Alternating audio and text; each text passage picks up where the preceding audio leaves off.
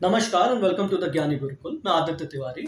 हाल ही में आप सभी ने एक बात गौर की होगी कि किस तरीके से गोल्ड के प्राइसेस बढ़ रहे हैं। कुछ वक्त पहले तक जहां ये 60-62 हज़ार पे हवर कर रहा था, आज ये 75 हज़ार के नजदीक है और एक्सपर्ट्स की मानी जाए तो इसके प्राइसेस और भी ज्यादा बढ़ने वाले हैं। इसका कारण क्या है?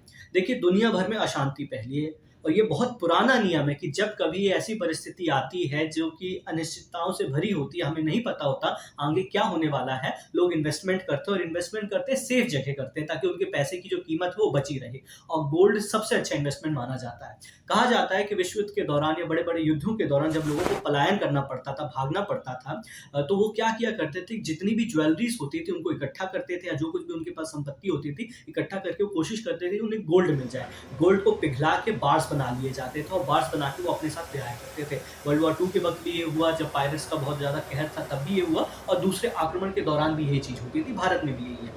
भारत में आप जानते हैं कि दुनिया में किसी दूसरे देश के मुकाबले सबसे ज़्यादा सोना है। सोना कैसे कि जो हमारा हाउस होल्ड है, वहाँ पे सबसे ज़्यादा सोने की खपत होती है। कोई भी तीज होता है, त्योहार होता है, पर्व होता है, उसके लिए हम सोने का इस्तेमाल करते हैं। तो ये है। तो अगली चीज़ जो बहुत इंपॉर्टेंट है कि मेन अभी क्यों प्राइसेस इतने बढ़ रहे हैं, अभी हमने इतना हाई क्यों देख लिया प्राइसेस में।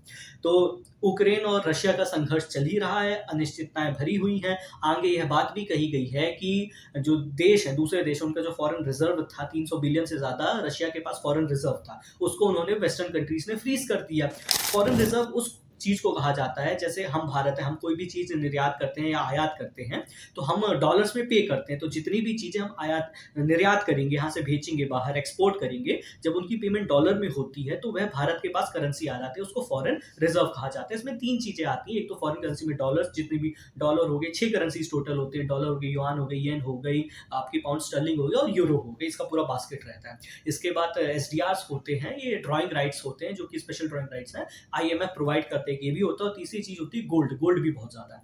तो ये तीनों चीजें मिला के फॉरेन करेंसीज बनाती हैं। आज भारत में, मतलब उनके इतिहास में, भारत के इतिहास में सबसे ज्यादा फॉरेन रिजर्व्स आज के वक्त हमारे पास है। ये करीब 650 बिलियन डॉलर्स के नजदीक में है। अब भारत की जो सेंट्रल बैंक है उसने हाल ही में क्या किया, पिछले 8 महीनों से अगर आप डेटा देखेंगे लगातार वो गोल्ड खरीद रही है। अब इसका कारण क्या है? अनिश्चितताओं के कारण जो देश, मतलब विदेश में हर जगह यूक्रेन रशिया का संघर्ष हुआ, इसके बाद इसराइल और हमास के बीच में एक जंग चल रही है।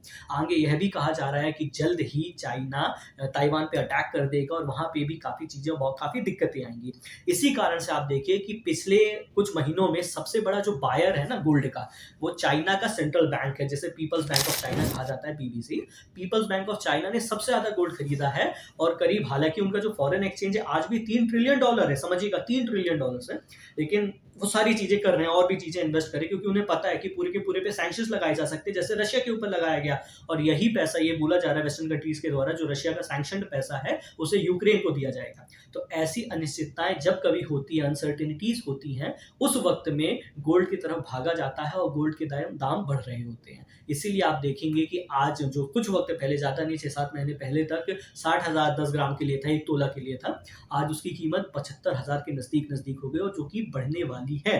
पिछले महीनों में, 8 महीनों में लगातार जो 6 बैंक है उन्होंने गोल्ड खरीदा, अपनी उसकी कीमत के साथ साथ उसकी वो बढ़ाई है, क्वांटिटी बढ़ाई है। एक तो आपका चाइना हो गया, दूसरा भारत हो गया, कजाकिस्तान हो गया, तुर्की हो गया, जॉर्डन हो गया, एक और रिपब्लिक है, उसने भी ये काम किया है। तो जितने भी ये देश हैं, आप समझिए, प्रयास कर रहे हैं कि खुद को शील्ड कर सकें, बचा सकें। रशिया ने भी ये बात कही थी कि जो उनकी करेंसी है रूबल, वो उसको गोल्ड के साथ पैक करना चाहते हैं, तो उस पर कोई भी असर नहीं पड़ता किसी भी तरीके का, जो भी आगे चीजें हो रही थी। तो कुल मिला के अगर आप भी गोल्ड लेना चाह रहे हैं तो आप समझदारी से लीजिएगा। हालांकि दाम बढ़ने वाले हैं। जेपी मॉर्गन ने ये भी कहा है कि अभी काफी वक्त बचा है और गोल्ड के दाम, वो उनको शॉक नहीं होगा कि अगर 1 लाख के पार हो जाता है। और हालांकि सरकार के ऊपर बहुत बोझ पड़ता है, क्योंकि गोल्ड हम ज्यादातर जो कंज्यूम करते हैं, इंपोर्ट करते हैं, तो उसमें काफी हमें पैसे देने पड़ते हैं।